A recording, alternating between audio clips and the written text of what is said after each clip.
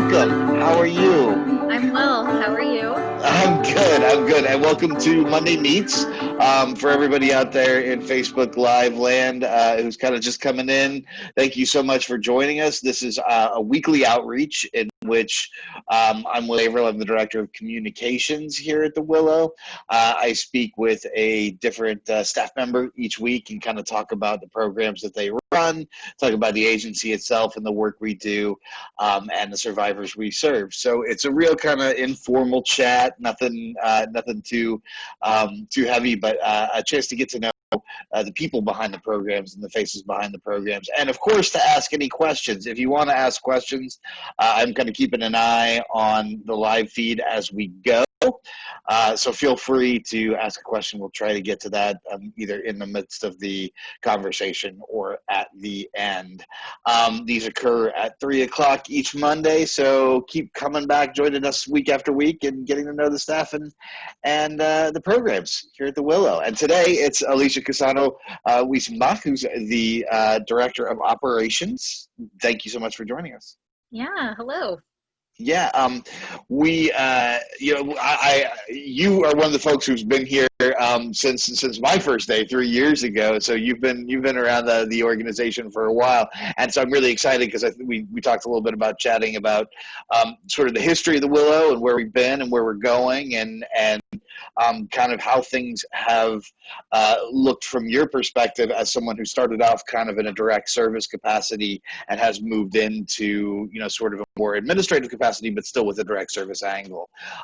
So why don't you just kind of tell us a little bit? I hope I just didn't ruin your entire intro there, but why don't you tell us a little bit about yourself and how you came to the Willow and what your kind of career path has been? Sure.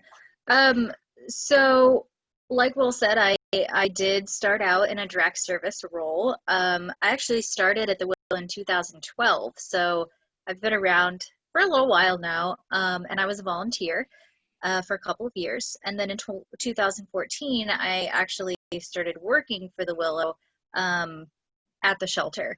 And so I did that for a few years, and then I transitioned to being Director of Volunteer Services, which I really enjoyed. I kind of got to pass along that love of direct service to other people.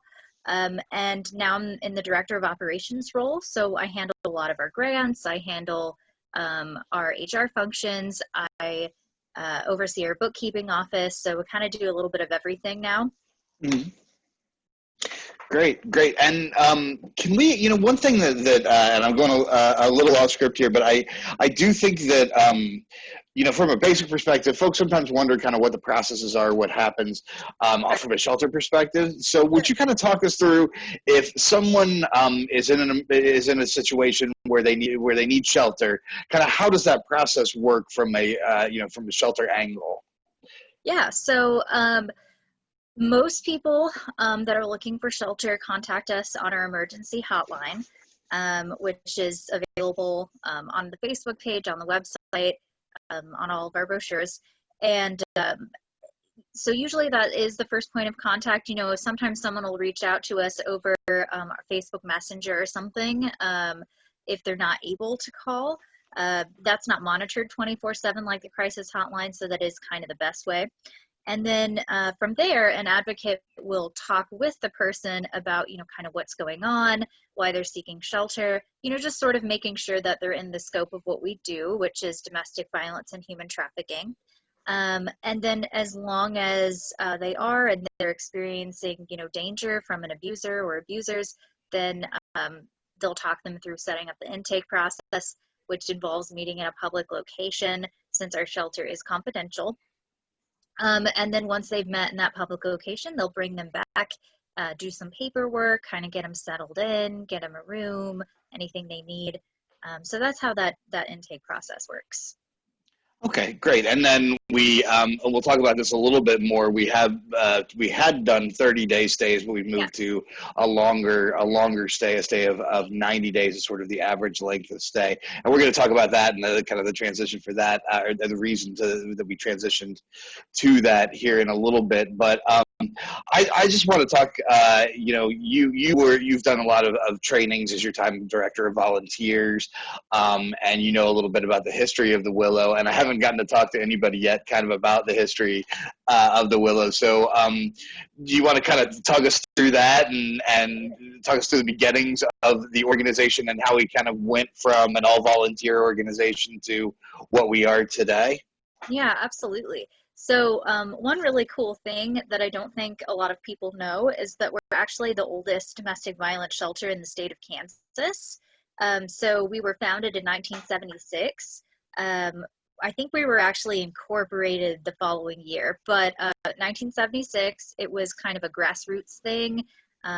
It grew out of the anti-violence movement and like the rape crisis movement. So you just basically, what you had is at the time it was all women, and they saw that there was this issue of, again, at the time, women who were being abused by their husbands. And they decided, okay, well, we need to do something about this. And it was just in Lawrence at the start of it. And they basically had women in the community that were getting in contact with them who were trying to escape abusive partners. And they were staying in volunteers' houses, which of course is not something we do now. But that's where we started off. So again, very grassroots, just women trying to help other women. And then over time, as the domestic violence movement evolved, we learned, okay, well, it's not just cisgender women. So, women who are born as biological females that still identify as female. It's also transgender women. And then over time, we expanded even more, and we said, okay, well, obviously it's not just women. Men can experience domestic violence, whether they have female partners, male partners, non-binary partners. Men can also be victims of violence. And so now we are in a place where we serve all people who are experiencing domestic violence or human trafficking. And it doesn't, their gender doesn't matter, their sexual orientation doesn't matter. And one of the really neat things about that is we're actually one of the few shelters in the state that has no restrictions on services dependent on somebody's identity or sexual orientation. So all of our services are available to everyone. And that definitely was an evolution over time. Because again, the anti-violence movement really did start off as, it's women being abused by, usually a husband or a boyfriend. But our understanding of what domestic violence is has, just changed and evolved so much. So now we're able to provide these services to anyone who needs them. And actually, when I very first started volunteering, I believe it was around 2012 or so, is when we got our first human trafficking program. So we saw that there was an intersection there, and that was a good fit for us. So we also started serving human trafficking survivors. Okay, great. And I'm just going to take a moment to break the conversation for just one moment and remind everybody that if anybody does have any questions, you can leave them in the comments of the Facebook Live feed. We will try to get to those as they come in. So please feel free to ask any questions about anything you've heard. One other thing, we kind of, in talking about your journey and the various aspects of the agency, I feel like you, like I, have had a very kind of well-rounded view of all the different programs that we have. And one of the big challenges I felt like coming in was letting people know about the whole scope of programming, that it's not just the emergency shelter, that we followed on with several other programs. So could you maybe highlight one or two other programs, that you kind of, you either worked on or you feel like are an incredibly important part of what we do that aren't shelter related? Yeah, absolutely. So while we have many programs, if I had to pick two, I'll go with court advocacy as one. So we have a court advocacy program that is mainly run by one staff member. And then she has other staff members who kind of help her out in the other counties that we serve. So I didn't say, but we serve Douglas, Jefferson, and Franklin counties now, and have for, years. And so this court advocate, Shannon, she coordinates all of her own volunteers who help her out as well. And they go to all of the protection order dockets for the 3 counties that we serve. And I mean, it's really just incredible that she is able to do that and coordinate that with so few resources. So she'll go to those dockets. She will meet with people who have filed, their PFAs, so protection from abuse orders, or PFS, protection from stalking orders. She'll offer them services, see if they need anything, meet with them one-on-one outside of the court if they need help filing orders. And that's just a small piece of what the court advocacy program does. But I mean, courts can be incredibly intimidating for people. They may have had past experiences with the court system that was traumatic or, difficult. And so it can be just so important and such a help to have an advocate there to help you through any court processes. So that's one thing that we offer. And then I also want to highlight something that's really new to the Willow, just within the last, year and a half or so, I would say, and that's our transitional housing program. So we never had transitional housing before this. I think maybe April of last year is when we started it. And so and it's in partnership with a couple of organizations. So KU Endowment, Housing Credit Counseling, Tenants to Homeowners. So we're partnering with these other organizations to provide a case manager, so who is one of our staff members, and she works with folks that are living in transitional housing on whatever they need. Maybe they're looking for health resources, maybe they need help, with employment. It could be any number of things, but they can stay up to a few years if they need to, although so far most of the folks that have come through haven't wanted to stay that long. They've been able to transition out to permanent housing, which is of course the goal.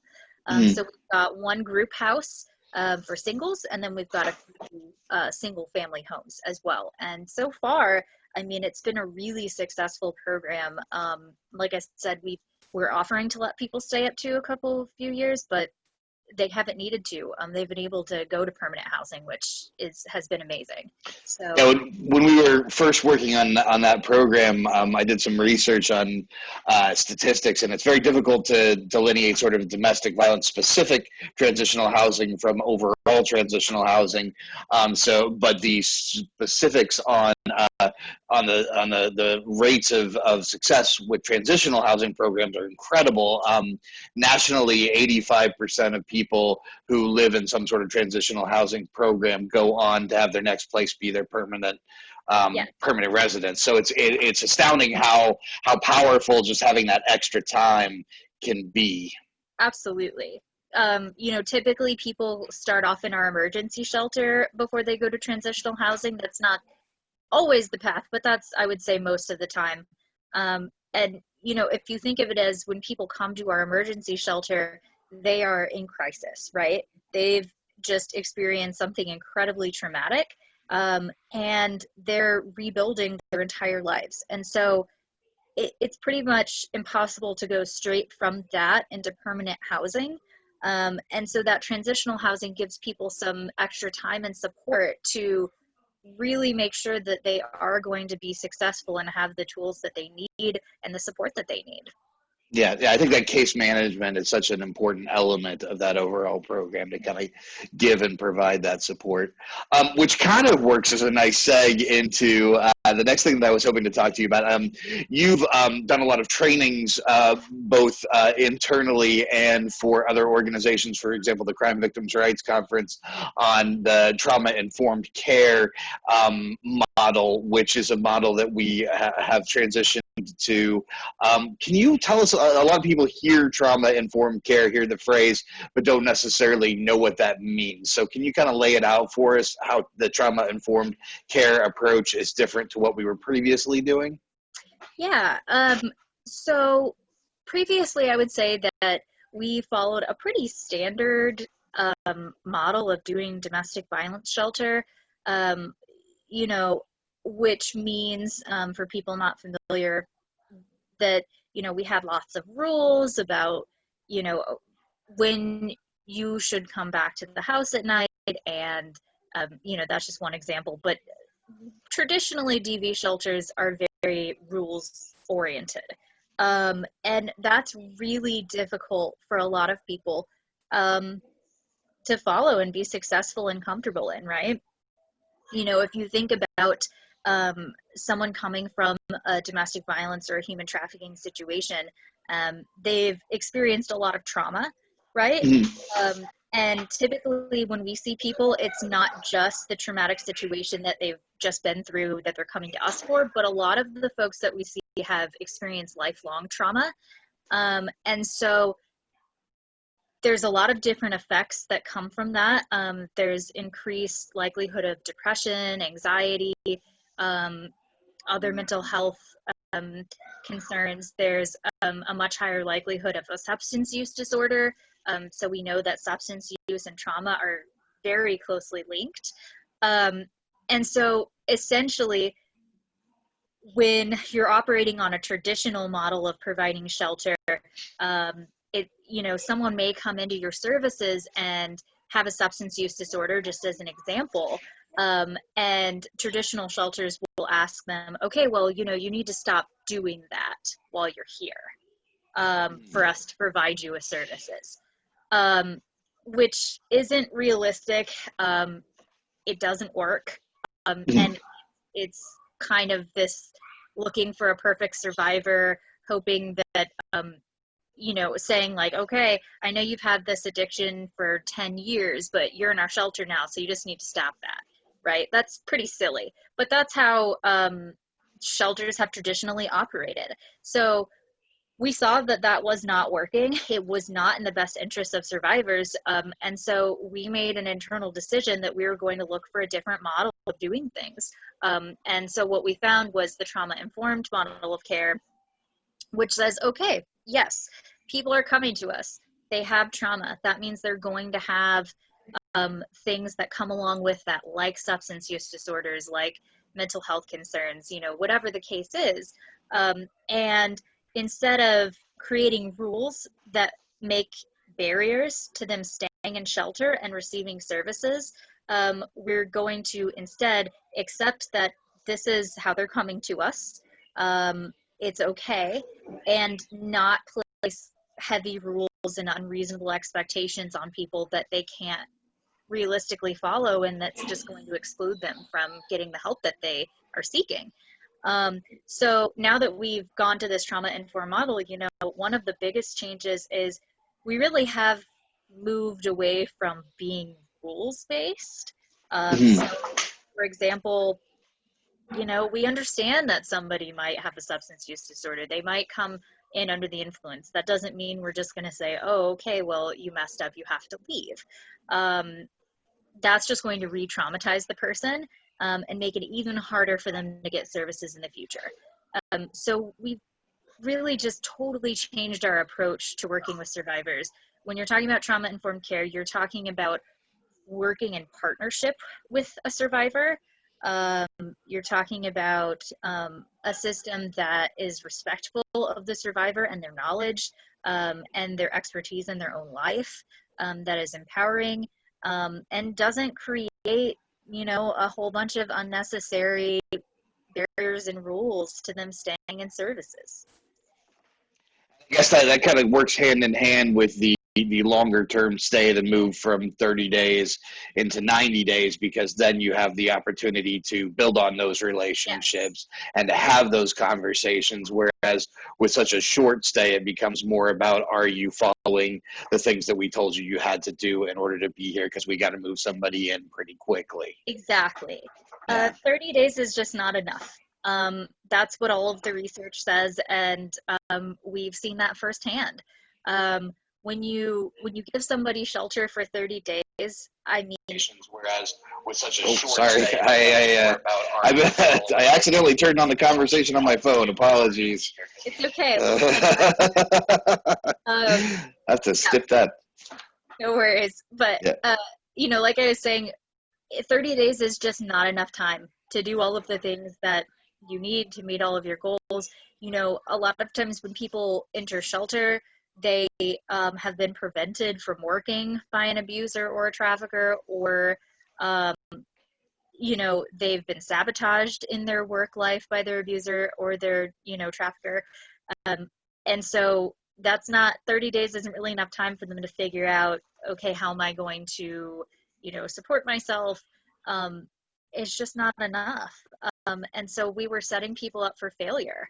And that's certainly not what we want to do. So we've moved to a longer stay, and it varies depending on what the person's needs are now. So it's very individualized. Some people stay 90 days or more. Some people still stay 30 days if that's, you know, what they've identified is their need. Yeah. So it's very individualized. And that's another thing about being trauma informed, is there's no one size fits all. People have very different needs from one another. They have different life experiences, different traumas, different everything. And so I think moving to longer stay and embracing a trauma informed model means that we're recognizing that.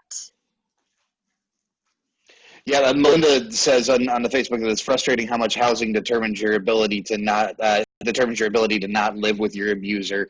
Housing is a huge part of safety, and I think that is absolutely true. And I think that's one of the great reasons that we have this kind of cycle. So hypothetically, you can get yourself into the 90-day program, and then have the potential to move on into the transitional housing program from there, and then hopefully make that step further into permanent housing from there. And I mean, of course, our transitional housing spaces are limited.